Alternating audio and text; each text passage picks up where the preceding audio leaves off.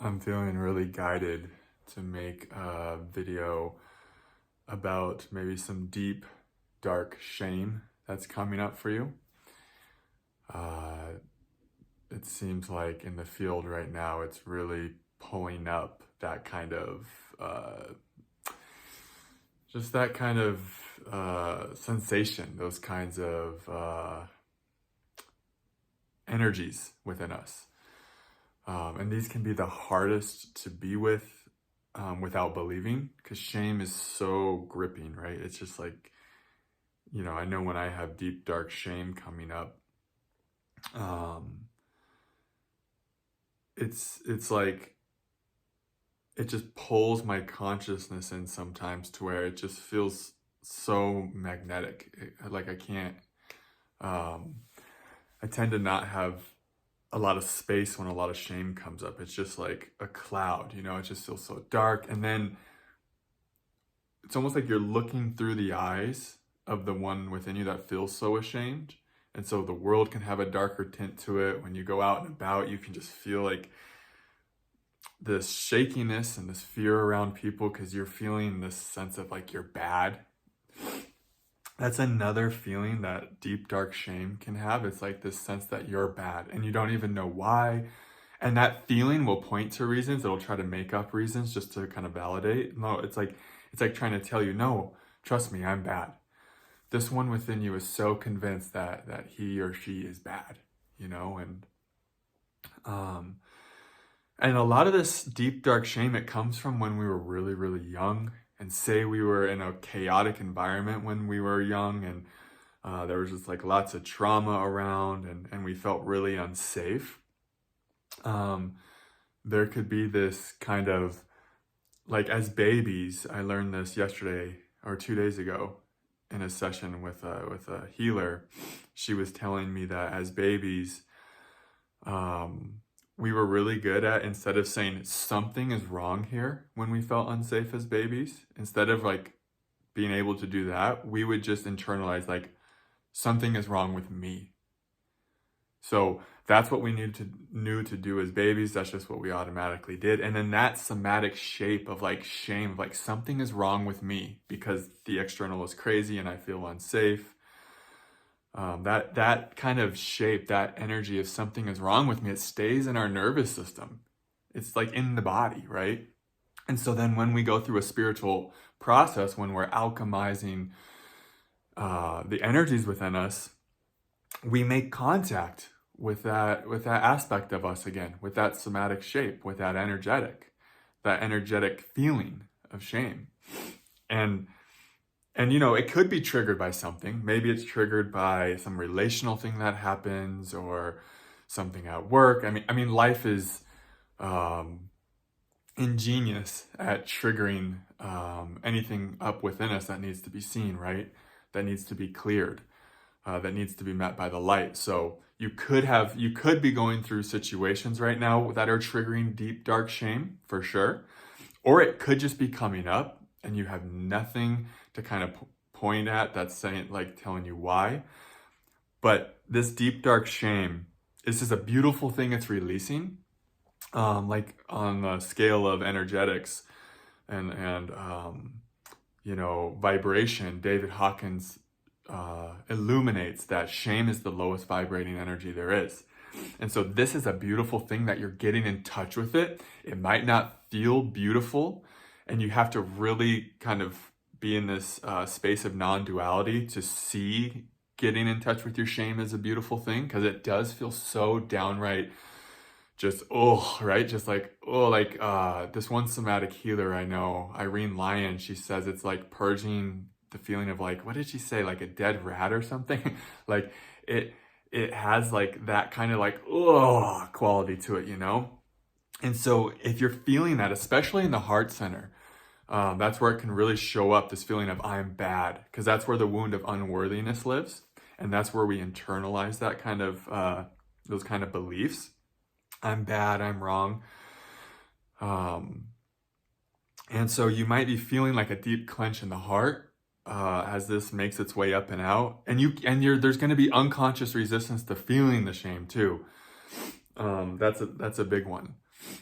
And so notice that, like, a lot of your psyche might be convinced like this shame is too much to feel.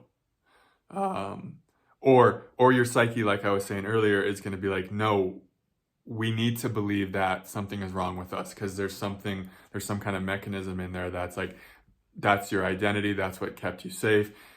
If you keep believing I'm wrong, I'm a problem, I'm bad, it's like you're going to stay small, and your system has familiarized or kind of like, familiarized staying small, or equated staying small with staying safe. And so if you were to feel through your shame and release it and start to let go of the beliefs I'm bad and start knowing that you're innately good, well, then you would expand, then you would be big, then you would be all that you really are in a sense. And that would feel unsafe for parts of your psyche that have gotten so used to being small and equating that with being safe.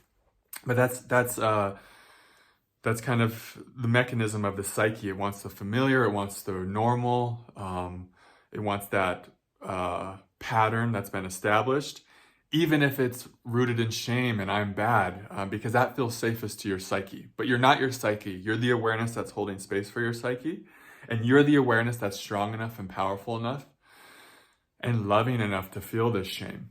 So that it can release. So if you're in contact with your shame right now, it's because you have enough strength and enough love to meet it with presence, to meet it with your awareness. And so, like, what does this shame need, you know? Moving it into creativity can be good. Breathing love into it and like breathing like, hey, I love you. I'm so sorry what happened to you. You are innately good. Like reaffirming to this part that, hey, you are innately good. There is nothing wrong with you. And I'm here to feel all of your shame and all of your hurt, and like literally giving your entire body and your entire energy field to this feeling of I'm bad. Letting I'm bad just take up all of your space so that and when you do this, you're letting it be seen by the light. You're letting it alchemize. You're letting it come into contact with something that's more true, which is love. And so a lot of times when the feeling I'm bad's coming up, we automatically just want to push it away or do something to prove to ourselves that we're not bad, or we even just believe it and we kind of go into identification with it. And that actually keeps us from feeling it as well, because then we're just kind of we're just drowning in it. And if that happens, that's okay, you know. We definitely don't want to make ourselves wrong for drowning in shame. It's a difficult one to be with for sure. But the ideal way to work with this is to come to this place where it can come up and you're willing to let it come up, and you're not going to believe the thoughts it's producing about yourself. Or you might have just like created something that you really loved, and then this I'm bad can come up and say, oh, that sucked. And I remember I used to do this with a lot of videos. I would create it, I would really like it in the moment, but then later on, that shape of I'm bad, that shame would come up and it would invalidate the creation, and I would like go delete it, and then I would feel bad for deleting it, and I would have this whole thing going on with shame. And then there's been times I've deleted videos in the past because I was like, that just wasn't my highest. But that came from a place of discernment and wisdom and self-love, and that's a different thing. But yeah, this shame can come up. It can be really visceral. It can make you feel just kind of sick and nauseous. There can be so many physical symptoms when we're releasing shame. You might not want to eat for a while, things like that.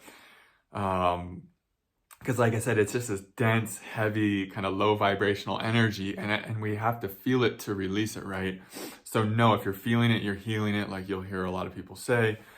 It's so true. And be easy with yourself if you keep getting pulled into the thoughts about what the shame's saying, because we're kind of hooked into them for a while. So I just wanted to make this energy update to validate those of you who are feeling lots of deep, dark shame, to let you know you're not alone, that it seems like an energetic shape that's coming up in the collective right now to be released. And this is a beautiful thing. This is your path to liberation. This is your path to being able to express more freely and to just know yourself as innately good.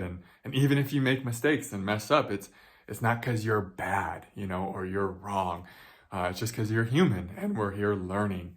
And so these somatic shapes and energies of shame get created in our bodies when we're really young, and it's not the fault of our caregivers or anyone else, because it's like it was just passed down to them, and it's like this energetic ball of contracted shame has just been passed down, generation through generation, and we are here to bring light and love to this contracted ball of shame. In a sense, it's in the cells, it's in the DNA.